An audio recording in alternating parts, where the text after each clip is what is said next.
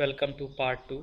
तो part one में हमने समझा ऋषिकेश से सोनप्रयाग तक का बस का सफ़र और उसमें क्या कुछ हुआ।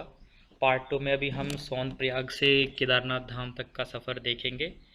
और वो सब देखने के लिए एक बहुत ज़रूरी चीज़ है जो मुझे लगता है, ये माइंड मैप बनाना कि क्या क्या प्लेसेस बीच में आते हैं, ताकि अ, एक अंडरस्टैंडिंग रहे कि हाँ कहाँ पहुँच गए हैं, कितना बाकी है। तो सोनप्रयाग में बस स्टैंड है, जैसा मैंने बताया। फिर सोनप्रयाग से नेक्स्ट होप होता है गौरीकुंड, जिसके लिए अगर आप सही टाइम पे पहुँचे हैं, यानी सुबह 5 से रात के 7 या 8 बजे तक बसेस चलती रहती हैं। छोटे टेम्पो ट्रैवलर्स चलते रहते हैं, तो वहाँ तक आप उनसे जा सकते हैं अगर आप सही टाइम पे हैं। और उसके बाद फिर गौरीकुंड से पैदल रास्ता है, जो कि केदारनाथ धाम तक जाता है। और गौरीकुंड के बाद नेक्स्ट बड़ा हॉप है जंगल चट्टी। उसके बाद नेक्स्ट बड़ा हॉप है भीमबली, और फिर रामबाड़ा। और फिर रामबाड़ा के बाद जो आप देख रहे हैं ये पुराना रास्ता था, जो ये डैश डैश से बना हुआ है। अभी नया रास्ता जो बना है वो ये हल्का सा राइट से होके जाता है नदी को क्रॉस करके। तो ये रास्ता है, चलते हैं आगे, वीडियो में देखते हैं कैसा रहा एक्सपीरियंस। तो बज चुके हैं सुबह के 4:15 और अभी हम सोनप्रयाग से गौरीकुंड जा रहे हैं, जो 6 किलोमीटर है। और क्योंकि अभी जो टेम्पो ट्रैवलर स्टार्टिंग 6 किलोमीटर के लिए अवेलेबल रहते हैं नहीं है, इसलिए हम लोग पैदल ही जा रहे हैं।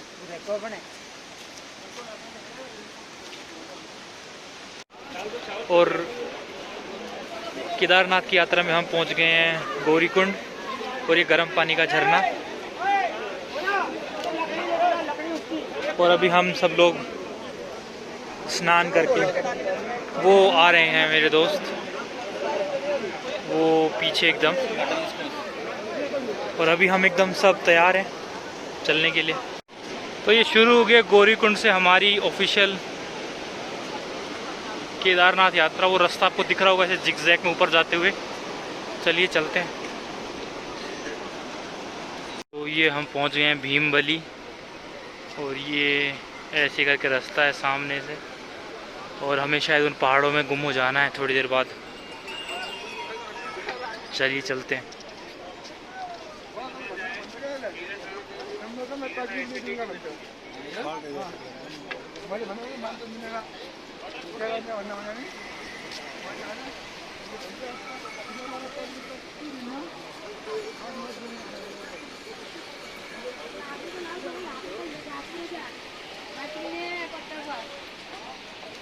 तो अभी हम पहुंच गए हैं रामबाड़ा। और रामबाड़ा तक रास्ता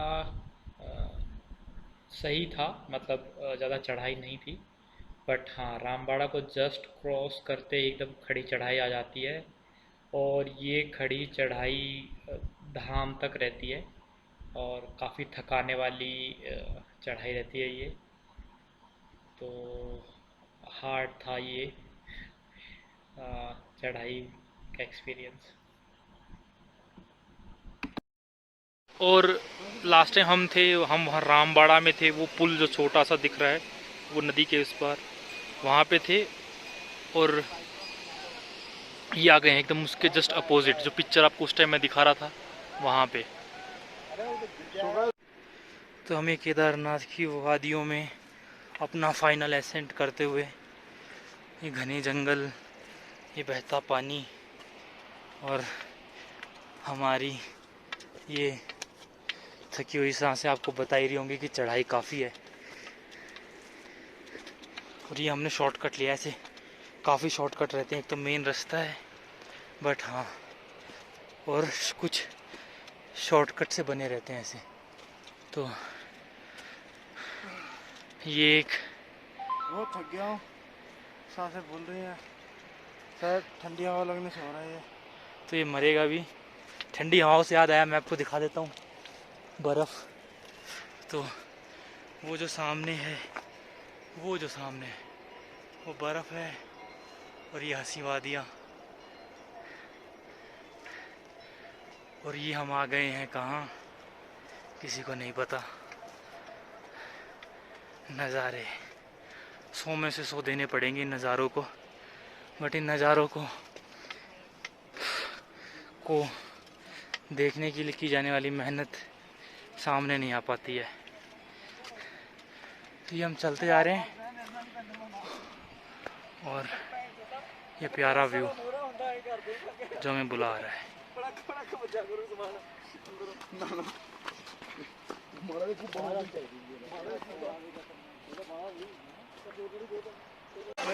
ये ग्लेशियर्स, ये पिंगल पिंगल के पानी बना रहे हैं, तो देखिए कितना क्रिस्टल क्लियर पानी है।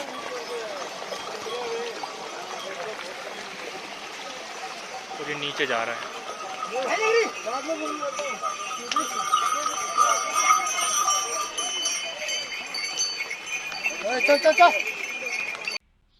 हम लोग पहुंच गए थे केदारनाथ धाम लगभग 5:30 बजे के आसपास, बट वहाँ पे बारिश काफ़ी हो रही थी और ठंड भी लग रही थी हम लोगों को, तो और धाम के कपाट भी बंद थे। तो हम लोगों ने वहीं साइड में मंदिर के थोड़ा सा पहले एक टेंट ले लिया था और उसी में सो गए थे।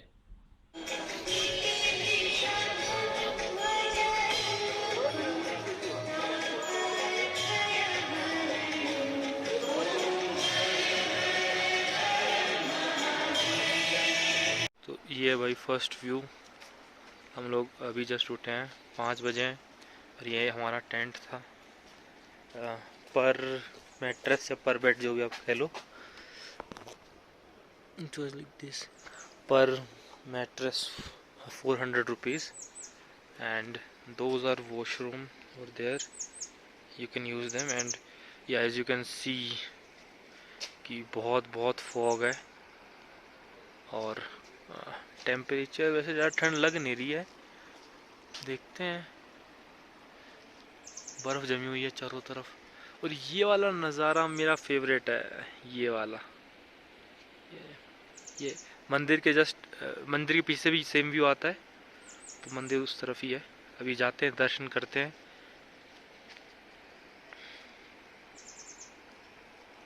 ऐसा अपने आप में बर्फ़ चमक सी रही है, मतलब बहुत ज़्यादा सफ़ेद, एकदम दूध जैसी वाइट, उससे भी ज़्यादा वाइट। तो ये शायद कैमरे में नहीं दिख रहा होगा इतना अच्छा, बट ये बहुत ज़्यादा सफ़ेद बर्फ़ है। मतलब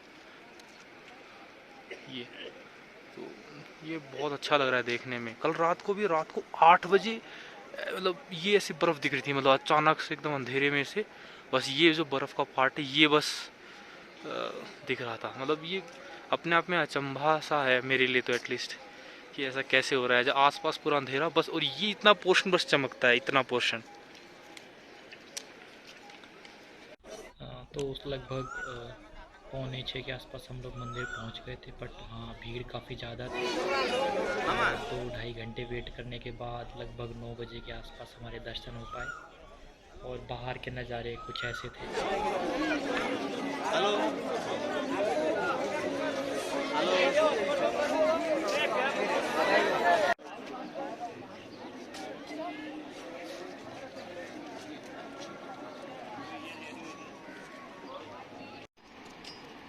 तो सामने जो रास्ता दिख रहा है वो ये वाला रास्ता, ये हम उतर के यहाँ आए हैं। तो इसके पीठ में क्या हो गया? और हम यहाँ बैठे हैं मांस भी बाहर है और ये घोड़ा है बेचारा, या खून निकल रहा है, मांस फट गया है। घोड़ा है किसका? घोड़ा है किसका ये पता करेंगे अभी। आते समय लगभग आधे रास्ते के बाद पूरा बारिश होती रही और हमें बारिश में ही नीचे उतरना पड़ा क्योंकि और कोई ऑप्शन था नहीं, तो वो भी थोड़ा टफ था। तो आखिरकार बारिश नहीं रुकी अभी तक, और ये देख रहे हैं आप पूरी लोग रामबाड़ा से ऊपर जाते हुए, और ये मौसम, और इस मौसम में गीले भगवान की शरण में जाते हुए लोग। चलते हैं आगे रामबाड़ा से घर की ओर। तो यहाँ पे ऐसे केदारनाथ की यात्रा ख़त्म होने की ओर आ गई है। ये गेट है जहाँ से यात्रा शुरू होती है, तो एक्सपीरियंस अच्छा रहा। मुझे क्विकली 2-3 चीज़ें आ रही थी, तो मैंने सोचा कि शेयर करके वीडियो बना लेता हूँ। अगर यूट्यूब पे कोई वीडियो बनाऊँगा तो उसमें ये डाल सकता हूँ या ये पॉइंट्स डाल सकता हूँ। तो कुछ चीज़ें पहली जो मुझे याद आई कि मौसम यहाँ पे बहुत ही लाइक अनप्रेडिक्टेबल रहता है। बारिश, बर्फ़ भी हो सकती है अगर बर्फ़ का मौसम है तो, और नहीं बारिश, तो उसके लिए तैयारी करके आइए।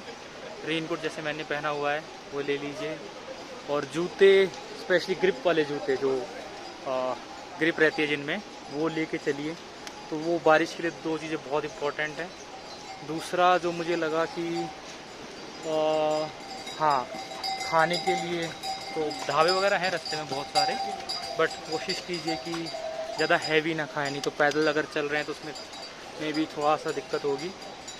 और तीसरी चीज़, हाँ, डंडा ये बहुत ज़रूरी है। मतलब इवन आप एथलीट हैं या फिज़िकली बहुत फिट समझते हैं अपने आप को, तो भी ये डंडा बहुत, जैसे मैं अभी कैरी कर रहा हूँ अभी, तो पिछले आधे नहीं, मतलब हाँ ऑलमोस्ट आधे रास्ते से मैं ऐसे, ये लगेज है दोस्त का, तो उसको थोड़े चलने में दिक्कत हो रही थी, तो मैं ऐसे कैरी कर रहा हूँ। तो ये चीज़ें हैं। और हाँ, मतलब काफ़ी अच्छा एक्सपीरियंस है। स्पिरिचुअल है, ऑफ कोर्स लोग ऐसा मानते हैं, तो स्पिरिचुअल है, बट स्पेशल एक्सपीरियंस है। और जो लोग पैदल ट्रैवल करते हैं उनके लिए तो स्पेशल रिस्पेक्ट है आप, क्योंकि मैंने कर लिया। तो बहुत डिफ़िकल्ट है, मतलब सिर्फ ये 14 किलोमीटर नहीं है, बहुत डिफ़िकल्ट है। बहुत सारी चीज़ें आती हैं, बारिश होती है, तबीयत भी ख़राब हो सकती है, तो वो सारी चीज़ें हैं। तो हाँ, ऐसा है। और ये मेरे दोस्त थे दोनों। और हाँ, ये इंसान और जानवर दोनों का पेशेंस, प्रिजर्वेरेंस जो भी होता है, और क्या बोलेंगे उसको, इम्यूनिटी कह लीजिए या विल पावर, उनका टेस्ट है एक। और हार्ड है, मतलब मुझे तो लगी काफ़ी हार्ड है। और जैसा मैं सोच के आया था कि इतना फेमस है तो मे बी इतना हार्ड नहीं होगा शायद, क्योंकि सब लोग कर रहे हैं, बट स्पेशली हार्ड है ये। तो ये सब चीज़ें हैं, मतलब जूतों का, खाने का, लाठी का, स्पेशली रेनकोट का, और ये सारी चीज़ें हैं जो छोटी छोटी हैं बट बहुत ज़्यादा मायने रखती हैं। और आने से पहले वेदर देख लीजिए कैसा रहेगा, उसके अकॉर्डिंग प्लान कीजिए। अगर बारिश बता रखी है तो रहने दीजिए, या मतलब रिस्क है तो उस रिस्क को कंसिडर ज़रूर कर लीजिए कि हाँ बारिश रहेगी तो क्या होगा। तो ये सारी चीज़ें हैं। और और क्या चीज़ होगी, बस अभी इतना ही याद आ रहा है। तो यही चीज़ें हैं। हाँ, मेरे लिए काफ़ी अच्छा एक्सपीरियंस रहा। काफ़ी लोगों से मिला, कल्चरली थोड़ा सा डिफरेंट चीज़ देखने को मिली। और कुछ चीज़ें जो लगता है कि हमें एज ए कम्युनिटी इम्प्रूव करने की ज़रूरत है, वो है कि हमने इसको बहुत ही बिज़नेस माइंडेड बना दिया, मतलब बिज़नेस स्पेसिफिक बना दिया। मतलब हर चीज़ आप देखोगे तो मतलब आपको लगेगा कि मतलब इंसान से ज़्यादा मतलब पैसा मैटर करता है। लाइक अगर हल्की सी बारिश हो गई तो मे भी चीज़ों का दाम बढ़ जाएगा अचानक से, या इस टाइप की चीज़ें, मतलब जो छोटी छोटी, जो कि रीथिंक करने के लिए मोटिवेट करती हैं, मतलब हम कर क्यों रहे हैं या इसका क्या है। तो ये है। तो बाकी घोड़े भी मैंने देखे, कोई जो मतलब चोट लगी हुई थी, घाव था काफ़ी गहरा गहरा कुछ, और चले जा रहे थे। तो पता नहीं ऐसा क्यों है, या केयर कम हो गई है केयर टेकर्स में, या जो भी है इसका रीज़न, बट ये भी मुझे देखने को मिला। बट मे भी शायद ये रहता ही होगा हमेशा कि इतने चलते हैं घोड़े तो कुछ ना कुछ जख्मी हो ही जाते होंगे। तो ये है। बाकी वहाँ जाना है मुझे, वो घोड़ा पड़ा हुआ है, और फिर वहाँ से जाएंगे सोनप्रयाग, जो ऑफ कोर्स हालत मतलब थकान है तो गाड़ी से ही जाएंगे, तो वो जाना है। चलिए,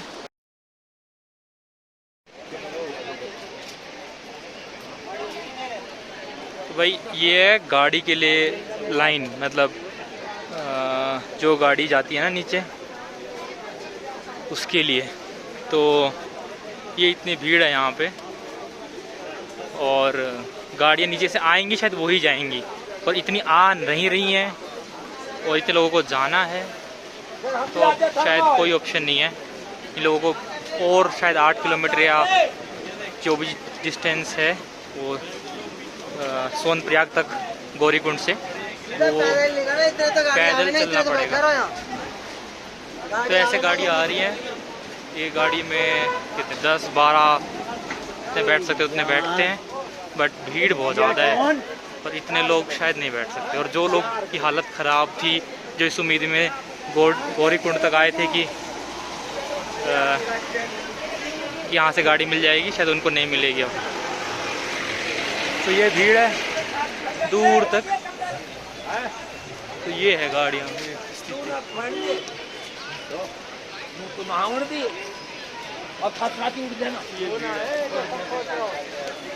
ये भीड़ है भाई। तो भाई हम चल पड़े हैं सबसे आगे, वो मेरे 2 दोस्त हैं और हमारे पीछे पीछे जितनी भी भीड़ थी वो चल पड़ी है पैदल ही गौरीकुंड से सोनप्रयाग तक। तो अब हम पैदल ही जाएंगे क्योंकि इतने लोगों के लिए गाड़ियाँ नहीं हैं और शायद अब शाम हो गई तो कोई आएगा भी नहीं गाड़ी वाला। तो चलिए चलते हैं पैदल ही, ओवर एंड आउट। अभी के लिए इतना ही, मिलते हैं जल्द एक नए सफ़र में। Thank you, bye.